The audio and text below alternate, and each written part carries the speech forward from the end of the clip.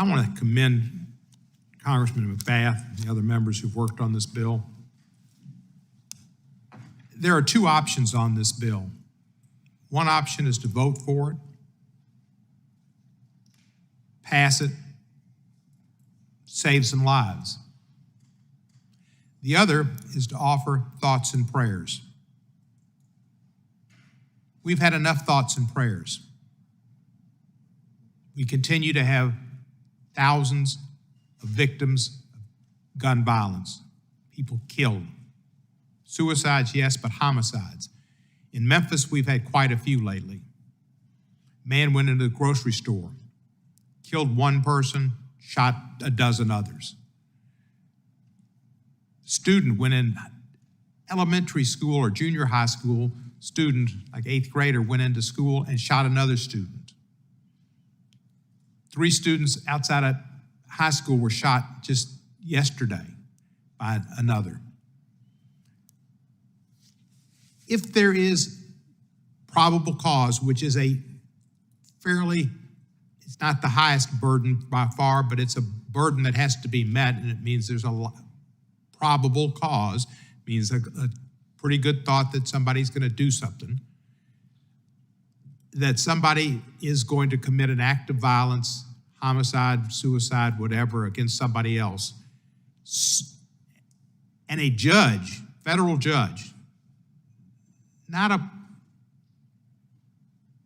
justice of the peace, but a federal judge who is not a gun grabber, finds that probable cause exists, that this person's going to do harm, and has the weapons ordered to be taken with the person having a right to come in within 72 hours and have a hearing and show the reason why they are not what was alleged, due process is involved, then that should occur.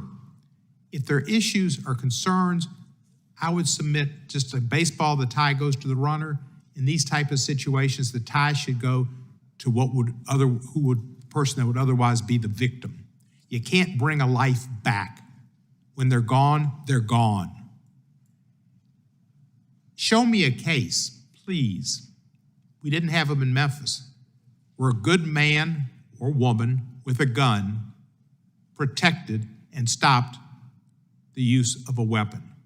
That canard doesn't occur. That just dog won't hunt. It doesn't happen. And show me a case, we've talked about people losing their Second Amendment rights through these procedures.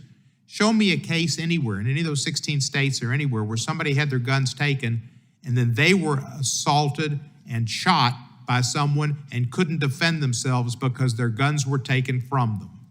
I don't think you'll show me any, and if any, not many, cases where anybody, because they didn't have their Second Amendment rights gun with them, were a victim because of a red flag taking of their weapons, temporary taking.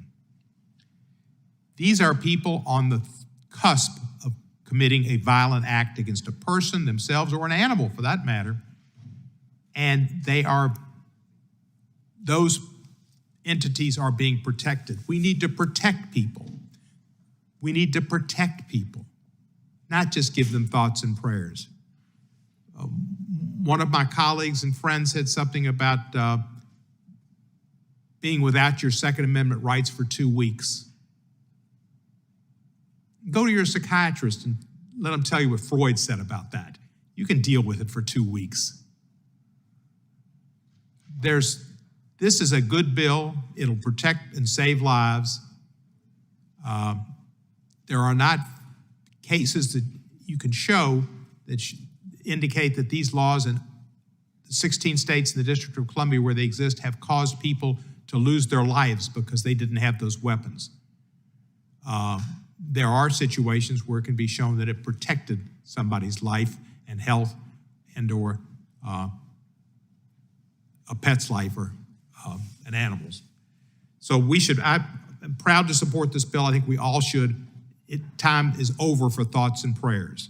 It's over for just lining up and being for the NRA. And the NRA, You know, they went bankrupt last year, spending a lot of money on their executives, a lot of money on themselves. They like to sell bullets and guns, and that's what they're there for. I yield back the balance of my time.